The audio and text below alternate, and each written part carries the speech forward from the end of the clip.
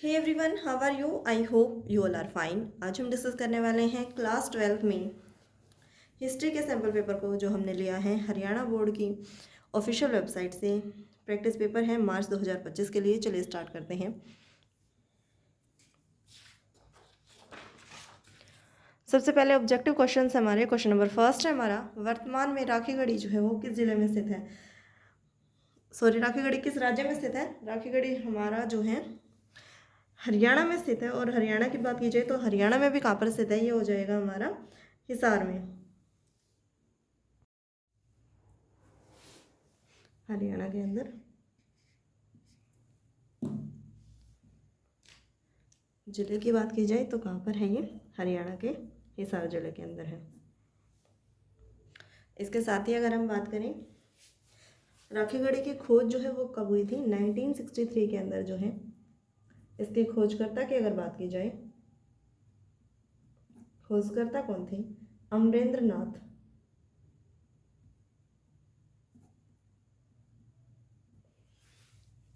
आगे बढ़ते हैं। क्वेश्चन नंबर 2 है हमारा, अर्थशास्त्र के लेखक कौन है? अर्थशास्त्र के लेखक जिन्हें हम किस नाम से जानते हैं? चाणक्य, कौटिल्य। ये क्या है? हमारे अर्थशास्त्र के लेखक माने जाते हैं। और इसके साथ ही अगर बात की जाए, जो हमारी बुक है अर्थशास्त्र, इसमें टोटल 15 अधिकरण हैं। 150 जो हैं वो क्या हैं? चैप्टर्स हैं, अध्याय हैं। और 180 जो है वो उप विभाग हैं। आगे बढ़ते हैं नेक्स्ट क्वेश्चन की ओर,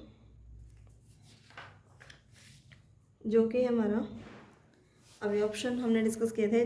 क्या नाम था? कौटिल्य अथवा चाणक्य के द्वारा जो है अर्थशास्त्र की रचना की जाती है। अर्थशास्त्र में धर्म, राजनीति, विज्ञान और शासन संबंधी नियम और अर्थ की जानकारी जो है यहाँ पर इस बुक में प्रोवाइड की गई है। क्वेश्चन नंबर 3 है हमारा, प्रसिद्ध पुस्तक किताब उल हिंद के जो है लेखक कौन है? किताब उल हिंद किसके द्वारा लिखी गई है? ये लिखी गई है हमारी अल बिरूनी के द्वारा।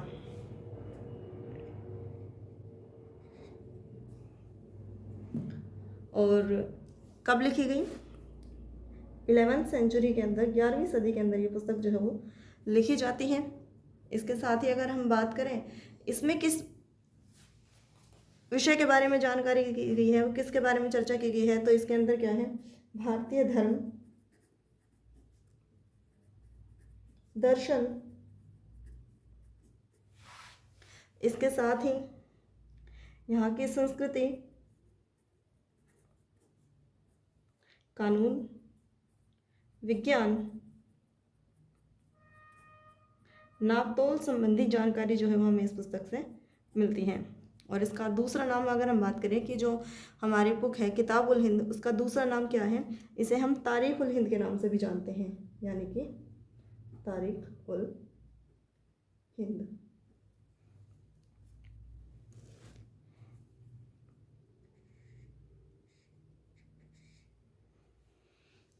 अगला क्वेश्चन है हमारा क्वेश्चन नंबर 4, सांची का स्तूप वर्तमान समय में कहाँ पर स्थित है? सांची जो है कहाँ पर है? ये स्तूप है हमारा मध्य प्रदेश के अंदर। आंसर क्या हो जाएगा हमारा? मध्य प्रदेश हो जाएगा। मध्य प्रदेश के अंदर रायसेन जो जिला है, जहाँ पर जो है क्या है? सांची का स्तूप हमें देखने को मिलता है। इसके साथ ही अगर हम बात करें, यूनेस्को के द्वारा वर्ल्ड हेरिटेज जो है इसे कब घोषित किया गया? तो 1989 के अंदर जो है यूनेस्को के द्वारा विश्व विरासत स्थल के रूप में एक तरीके से मान्यता प्रदान की गई थी।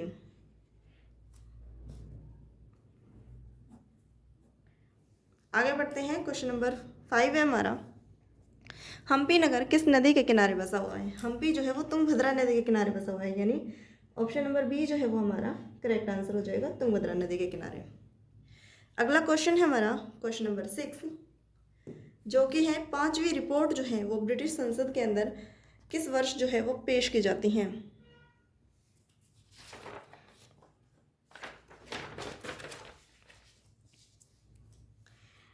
ये पेश की जाती हैं 1813 के अंदर। तो हमारा आंसर क्या हो जाएगा? ऑप्शन नंबर सी जो है वो करेक्ट आंसर हो जाएगा।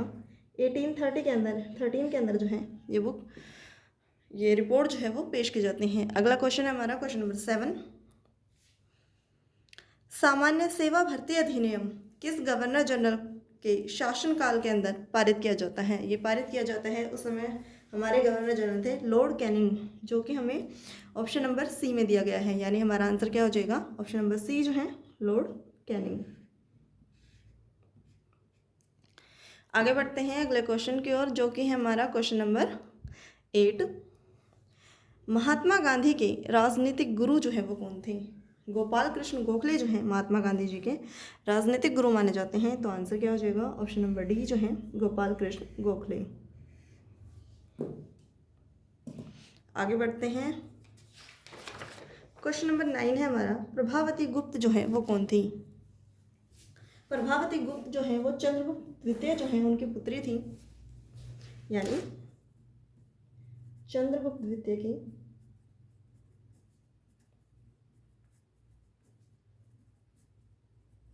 पुत्री कौन है? प्रभावती गुप्त। लेकिन ये संक्षिप्त जानकारी है, अगर इसके संबंध में अगर हमें और जानकारी देखनी हो तो वाकाटक नरेश जो है उनकी वाइफ थी।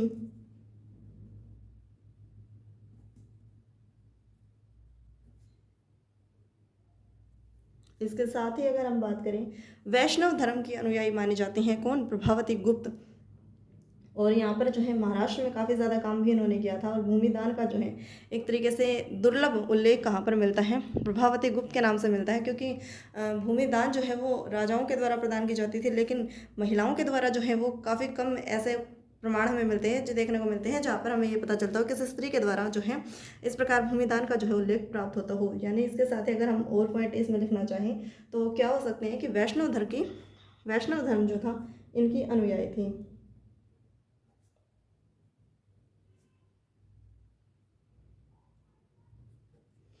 इसके साथ ही भूमिदान का जो है एक दुर्लभ उल्लेख कहाँ पर देखने को मिलता है? हमें प्रभावती गुप्त के एग्जाम्पल से पता चलता है।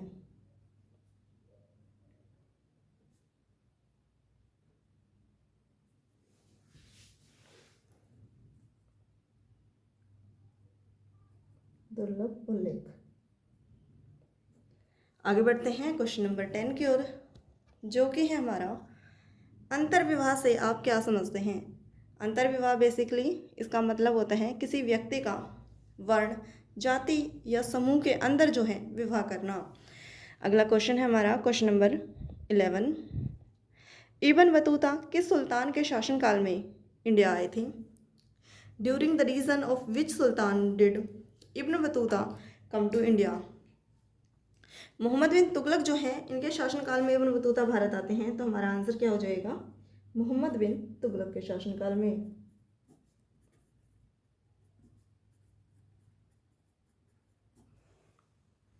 इसके साथ ही इब्न बतूता की अगर हम बात करें तो ये कहाँ के निवासी थे?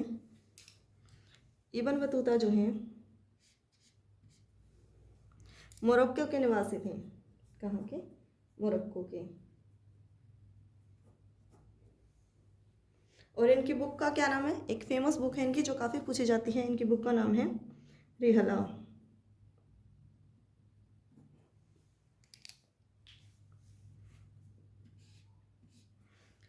आगे बढ़ते हैं, और इसके साथ ही जो इब्न बतूता है उन्होंने जो दिल्ली जो है उसे क्या बताया था? सबसे बड़ा शहर बताया था दिल्ली को।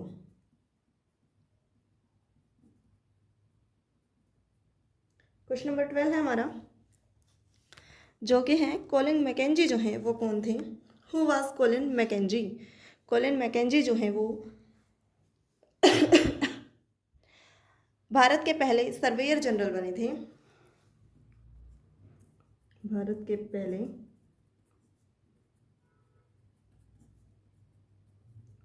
Surveyor general. इसके साथ ही अगर हम बात करें, कोलिन मैकेंजी जो हैं वो ब्रिटिश ईस्ट इंडिया कंपनी में स्कॉटिश सेना जो थी उसके एक ऑफिसर थे, उसके एक अधिकारी थी।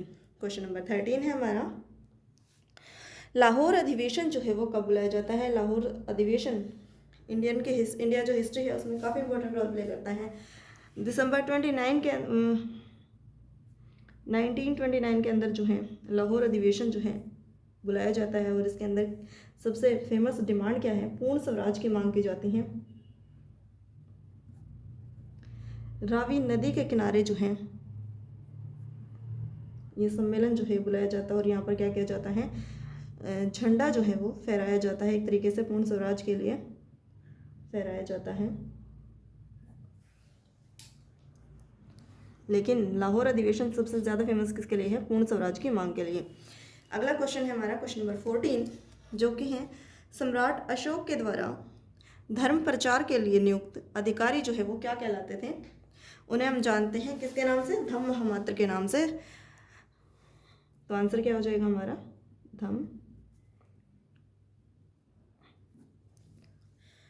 आगे बढ़ते हैं क्वेश्चन नंबर 15 की ओर। क्वेश्चन नंबर 15 है हमारा, दक्षिण भारत में विष्णु की उपासना करने वाले संत जो हैं उन्हें क्या कहलाते थे, वो संत कहा जाते थे उन्हें अलवार। जो भगवान शिव की पूजा करते थे, शिव की पूजा करते थे, उन्हें हम क्या नयनार के नाम से संबोधित करते थे, नयनार संत कहलाते थे।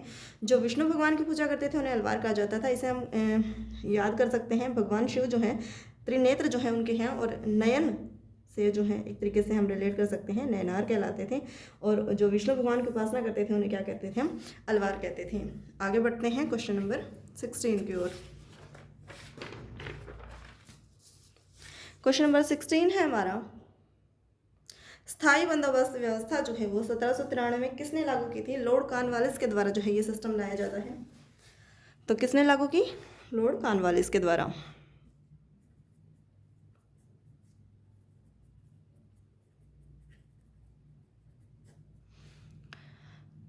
अगला क्वेश्चन है हमारा क्वेश्चन नंबर 17, मंगल पांडे को जो है वो फांसी कहाँ पर दी गई थी, बैरकपुर के अंदर।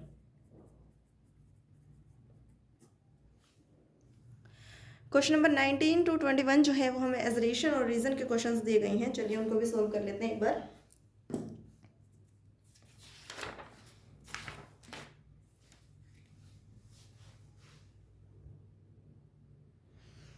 क्वेश्चन नंबर 19 है हमारा, मनुस्मृति भारत का सबसे प्रसिद्ध जो है विधि ग्रंथ है। ये बात कैसी है, ये बात एक्यूरेट है, बिल्कुल सही है, यानी कि जो हमारी स्टेटमेंट दी गई है वो तो हमारी ट्रू हो गई है। लेकिन अब हम रीज़न को देख लेते हैं, क्या हमारा रीज़न जो है वो सही है, और अगर सही है तो क्या रीज़न जो है वो हमारे स्टेटमेंट की व्याख्या कर रहा है, क्या इससे संबंधित है, इससे रिलेटेड है अथवा नहीं है। रीज़न हमें दिया गया है, इस ग्रंथ में राजा को सीमा विवाद से बचने की सलाह दी गई है, यानी कि दोनों ही चीज़ें जो हैं ये सही हो जाती हैं हमारी। लेकिन यहाँ पर हमें बात की गई है मनुस्मृति के अंदर किसकी, सबसे इंडिया का सबसे बड़ा विधि ग्रंथ है, लेकिन ये एक तरीके से जो है कोरिलेशन जो है वो इनके बीच नहीं बैठ पा रहा है, यानी ए भी सही है और आर भी सही है, लेकिन इसकी करेक्ट एक्सप्लेनेशन जो है वो नहीं है। तो आंसर क्या हो जाएगा हमारा, ए आर दोनों सही, आर व्याख्या करता है एक्सप्लेनेशन, यानी ऑप्शन नंबर बी जो है वो हमारा करेक्ट हो जाएगा। ऑप्शन बी जो है वो हमारा आंसर हो जाएगा। आगे बढ़ते हैं क्वेश्चन नंबर 20 की ओर।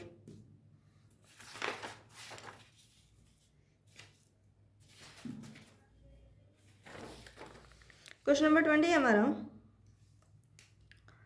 स्टेटमेंट दी गई हमें 1797 में वर्धमान में एक नीलामी की गई, वर्धमान के राजा जो हैं द्वारा आधारित अनेक महाल भू संपदाएं जो हैं वो बेची जा रही थी। ये बात तो सही है भाई।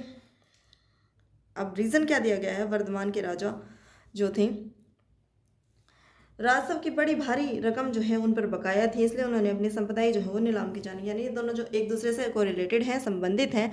और ये एक जो रीज़न हमें दिया गया है वो व्याख्या कर रहा है कि उन्होंने राजा ने अपनी नीलामी इसलिए की भू संपत्तियों की, इसलिए की क्योंकि उनके पास जो है बड़ा भारी रकम जो है वो बकाया थी, इसको जो है वो नहीं दे पा रहे थे, जिसकी वजह से क्या किया उन्होंने अपनी संपत्ति जो है वो नीलाम करने की सोची और वो नीलाम करने लगे। तो जो हमारा जो रीज़न दिया गया है, जो रीज़न है हमारा वो एक्यूरेट व्याख्या कर रहा है किसकी, हमारी स्टेटमेंट की। तो हमारा आंसर क्या हो जाएगा, ऑप्शन नंबर ए जो है वो करेक्ट आंसर हो जाएगा, कि ये जो है वो सही एक्सप्लेनेशन है। आगे बढ़ते हैं क्वेश्चन नंबर 21 की ओर,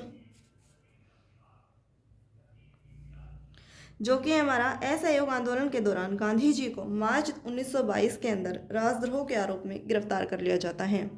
बिल्कुल सही बात है।